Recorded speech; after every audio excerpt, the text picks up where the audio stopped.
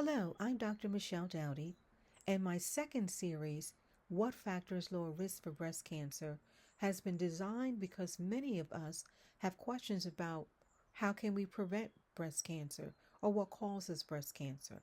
So let's get started and we'll have a good conversation and discussions related to that. This session will enable you to understand the risk factors associated with breast cancer. This session will also enable you to understand the importance of identifying non-modifiable, potentially modifiable, and modifiable risk factors. This is key because this helps you to understand how you can prevent breast cancer, especially if there's factors that can be modified. It will also enable you to understand the importance of regular exercise, incorporating a healthy diet, and in reducing the stressors in your life. Segment 1 has been designed to help you understand non-modifiable breast cancer risk factors. With that being stated, let's get started. Non-modifiable risk factors. Those are risk factors that you cannot change, such as genetics. Research shows us that women or men that have a BRCA1 or BRCA2 gene pathogenic variant have the ability to pass on that to their children, a 50% risk. First degree relative with breast cancer, high doses of radiation prior to age 30, early menarche or menstruation prior to age 12, late menopause after age 55, ovarian and endometrial cancer has also been linked to these variants, and exposure to a drug called diethylstilbestrol, which has been known to prevent miscarriage. All these factors here are things that we really cannot change. Let's continue discussion. The genetic link and what we now know. The advances in science has been great. We now know BRCA1 and BRCA2. If that gene is identified in the DNA, then there's a 45 to 65% chance that person may identify breast cancer. It is also associated with ovarian cancer. PLB2 and TP53 is associated with Lee-Froman syndrome, but also with breast cancer. P10 is associated with hamartoma tumor syndrome, including Cowden syndrome. CDH1 is associated with lobular breast cancer syndrome, as well as gastric cancer. And STK11 is associated with Pulse-Jaeger syndrome. So those are some of the kinds of things that we now know, that there's multiple genetic mutations they may be linked to breast cancer. Let's continue discussion about hereditary breast cancer. What we now know is both male and female can inherit and transmit a dominant predisposition cancer gene to their children. So both men and women can now get breast cancer. We know that. So those are some of the kinds of things that you really want to learn about: the medical history of your grandparents, your parents, and also your first degree relatives. Let's continue discussion about non-modifiable risk factors, breast density, and what we know. If you got in a script, you may have seen on the bottom somewhere, breast density may be correlated with breast cancer. That's true, but not all women with dense breasts will, acquire breast cancer. So let's discuss what it is. It refers to the amount of fibrous and glandular tissue in a woman's breast in comparison with the amount of fatty tissue. It falls into 4 levels or categories. Breasts are almost entirely fatty, about 10% of women.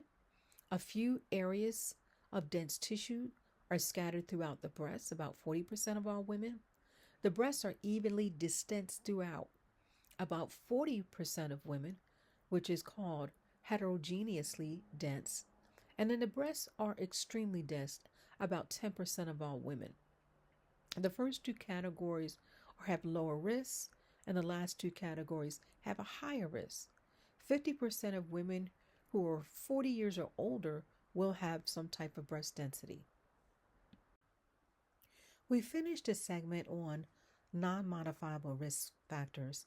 So in segment 2, we will talk about understanding modifiable or potentially modifiable breast cancer risk factors. So let's get started. Modifiable risk factors and what we know: alcohol consumption, obesity, more so postmenopausal, hormonal replacement therapy, hormonal contraceptive use, type 2 diabetes, weight gain, physical inactivity, diet and nutrition are all modifiable or potentially modifiable factors. Let's discuss the first modifiable risk factor: alcohol. Drinks that contain ethanol, including red and white wine, beer, liquor, increase risk for cancer. The research shows that alcohol damages the DNA, which can cause cells to multiply and develop into tumors. Alcohol also increases inflammation in the body, which can also damage DNA. Alcohol disrupts hormonal levels, especially estrogen, and alcohol can make it easier for your body to absorb cancer causing substances. And alcohol can increase levels of estrogen and hormones associated with hormone receptor positive types of breast cancer by 35%. So, you know, if you're going to have a drink, try a non alcoholic drink or use discretion in terms of your drinking patterns. That is extremely important. Let's continue our discussion about alcohol consumption. What we do know is 2.6 million deaths occur each year across the world due to alcohol. Alcohol or ethanol is a depressant. It affects the central nervous system, leading to relaxation, euphoria where you feel like it's fun, you're having a great time, to impaired coordination, slurred speech, and sometimes even violent outbursts. Excessive or long-term consumption has been linked to health issues since liver cancer or cirrhosis of the liver, cardiovascular disease, and breast cancer. Ethanol, remember, 10% is an agent in many of the gasolines in the United States. With that being said, let's set a new standard for social drinking as for non-alcoholic versions. Let's discuss our next potentially modifiable risk factor: obesity and weight gain. Numerous studies have linked obesity and weight gain to breast cancer.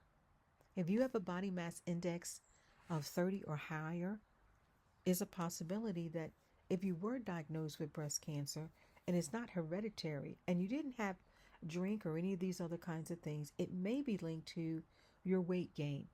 Increases of 20-pound weight gain leads to an 18% higher risk of breast cancer. It doesn't mean that if you are overweight or obese that you will develop it. It just means there's a possibility. Let's look at how obesity affects the body. It increases estrogen production. It increases chronic inflammation. It increases insulin and other growth factors. Insulin, we hear that word with diabetes type 2, and we'll talk about that later on in our next slide. We also find that the obesity is at higher rates in postmenopausal women. So that's where you have postmenopausal breast cancer. And also in terms of triple negative breast cancer, obesity is at a higher rate.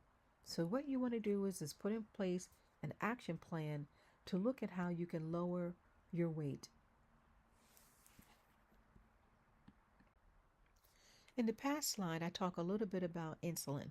So let's talk about the risk factor of diabetes type 2, which is potential modifiable and modifiable. What the research shows is that 10 to 20% of patients with breast cancer also have been diagnosed with diabetes type 2. And that's because there's two common factors: old age and obesity. Those are risk factors. Now, also studies show that 15% of 38,000 women reported with diabetes were more likely to develop an advanced stage of breast cancer in comparison to women without diabetes. Other studies reported that breast cancer risks for patients with diabetes is 20% greater than the risk for patients without diabetes. Factors associated with this may be related to increases in inflammation, impaired immune function, and a need for additional medication for diabetes management. But it's important to understand that if you have diabetes type 2, it does not mean that you will be diagnosed with breast cancer. But what you want to do is just make sure you follow up on a healthy diet, your physical activity, and medication if you need that. In our next discussion of our modifiable and potentially modifiable risk factor, we will talk about hormones. In 2003, hormonal replacement therapy, or HRT, which you commonly heard, was linked to breast cancer. And cases decreased in women when they were cautious about the use of HRT. If you took HRT, your physician would say you would need to get a mammogram every 6 months. So, with that being stated, there was a decrease. Now, certain forms of hormonal replacement therapy, they include estrogen and progesterone. And when taken more than 5 years, it raises the risk for breast cancer, as well as oral contraceptives or birth control pills. They have also been linked to breast cancer risks. So, what you want to do is you want to have the conversations with your physicians about the levels of estrogen and progesterone that are in any type of hormonal replacement therapy or in oral contraceptive pills. In our next discussion, we will talk about reproductive history and why this is a modifiable risk factor. Now, what we know is that if you have your first pregnancy after 30, you're not breastfeeding, or you've never had a full time pregnancy, it can raise your risk for breast cancer. Multiparity has been found to be protective of breast cancer. So, the more children that you have, it decreases your risk for breast cancer. And it doesn't mean that if you have a first pregnancy after 30, or you're not breastfeeding, or you've never had a child, that you will get breast cancer. It's just that studies show that multiparity has a great benefit in terms of protections against breast cancer. And you might also say, well, I know someone that had 6 children and they had breast cancer. And that's why you have to think about and balance out your entire health perspective related to this, because it may not necessarily be reproductive history. It could be alcohol use. It could be a gene that's associated with breast cancer. So those are some of the kinds of factors that you have to balance out. So multiparity, it has been concluded that it has been protective against breast cancer.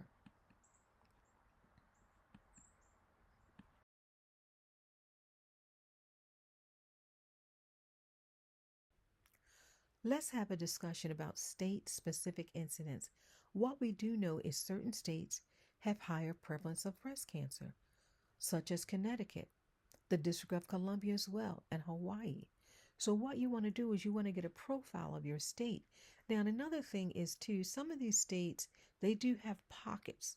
So even though the incidence may be lower across the entire state, there may be areas related to factories where women have higher levels of breast cancer, or even areas where the water is, where chemicals could be dumped. So those are some of the kinds of things you want to think about. Now, the state-specific incidence was provided by the American Cancer Society, and I will have the reference in my reference profile at the end. In segment 3, understand the importance of physical activity and proper nutrition in lowering risk for breast cancer seeks to provide you with some research-based guidance in terms of what you can do to lower your risk for breast cancer and live a healthy life. So let's get started. So let's take a few minutes to talk about physical activity and its benefits. Numerous studies show that physical activity reduces breast cancer risk by 25%. And that's good news. The other thing is the American Cancer Society recommends at least 150 minutes of moderate to intense activity, or 75 minutes of vigorous activity per week. And so why is this important? It's because physical activity can lower sex hormones like estrogen and testosterone, which have been linked to breast cancer.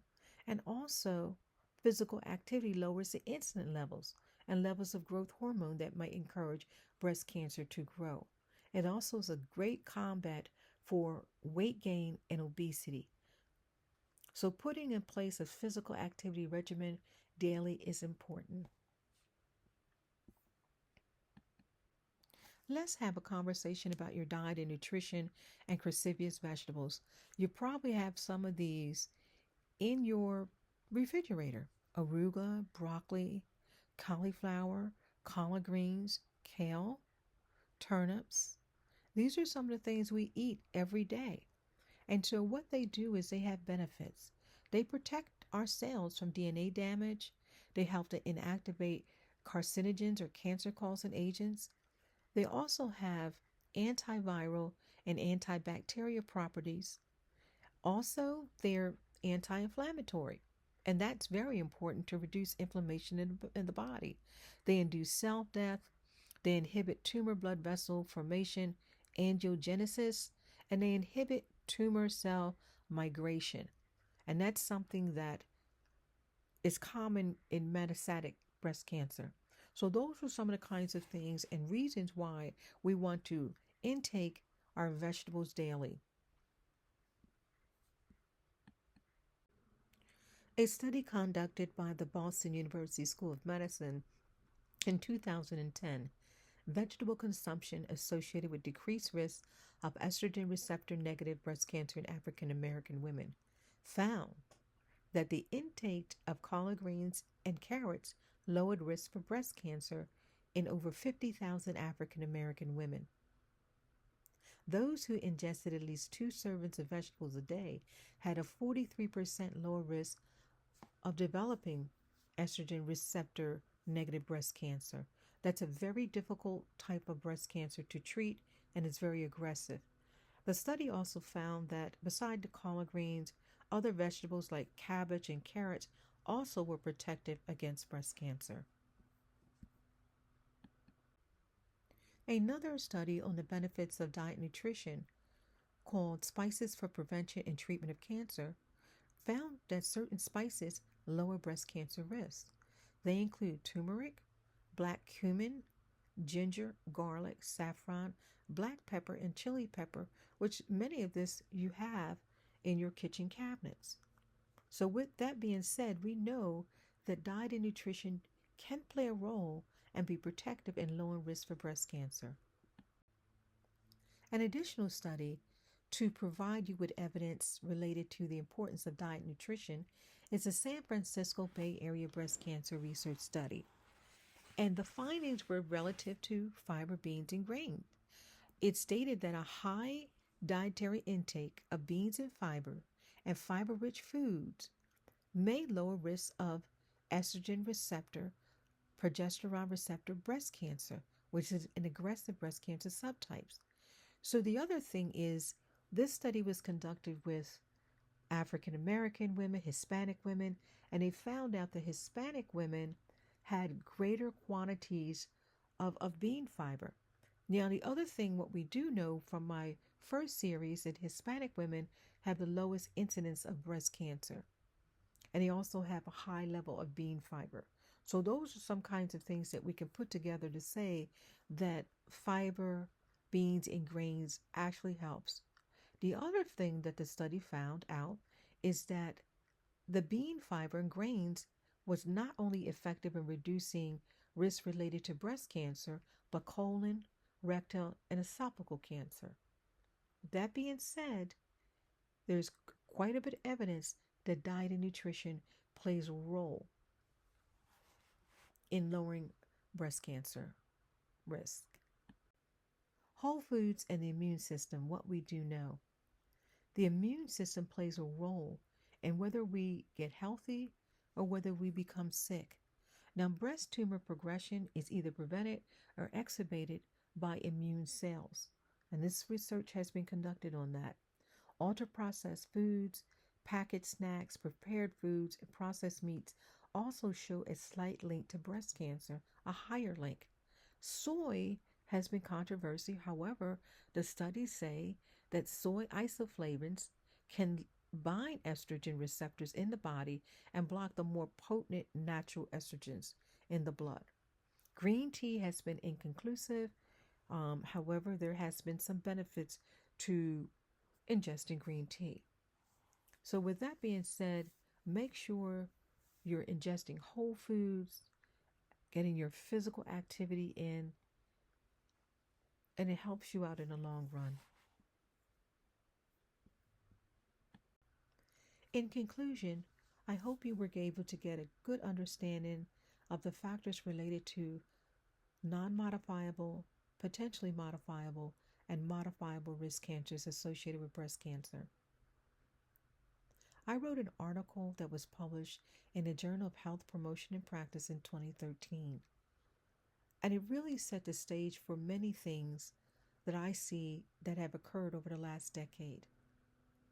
And what we need to continue to do is develop educational curricula and strategies focused on lowering mortality rates for everyone. Incorporate risk reduction methodologies with practical steps to make daily changes to improve health and immunity. Also, to avail and offer genetic testing, which is critical for men and women with a family history of breast cancer.